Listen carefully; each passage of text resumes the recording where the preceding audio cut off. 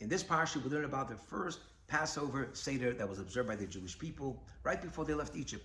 God commanded them to take the Pesach offering, matzah, and the bitter herbs, and the Jewish people ate the meat of the Korban Pesach, matzah, and bitter herbs, and they observed the Seder.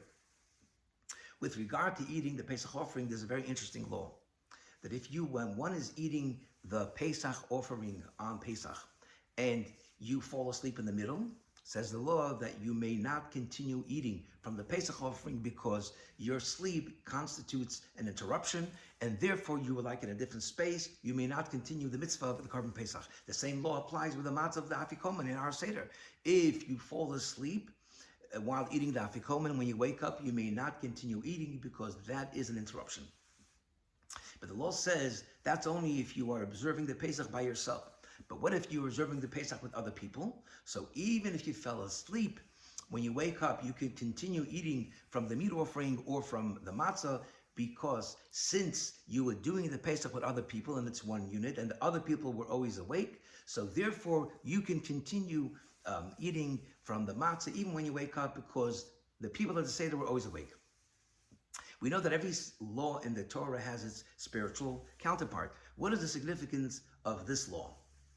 The Rebbe once gave this beautiful insight, and he said, ever since we got the Torah some 3,300 years ago, Jewish people always observed the Torah and the mitzvot. We always kept the Passover Seder in the most harsh of times, and we always did the mitzvah of Shabbat, Tefillin, and Tzitzis, and we always studied the Torah. Judaism always existed without any interruption. However, there was always a segment of the Jewish people that drifted away from Judaism and they fell asleep spiritually. They stopped observing the Seder, they stopped observing all the mitzvot. Says the law that you may think that it's all gone and they're a lost case because they detach themselves from Judaism. Says the law, no. That when they wake up from their spiritual slumber, they can always return to Judaism. Why? Because their brothers and sisters that always kept the Judaism alive,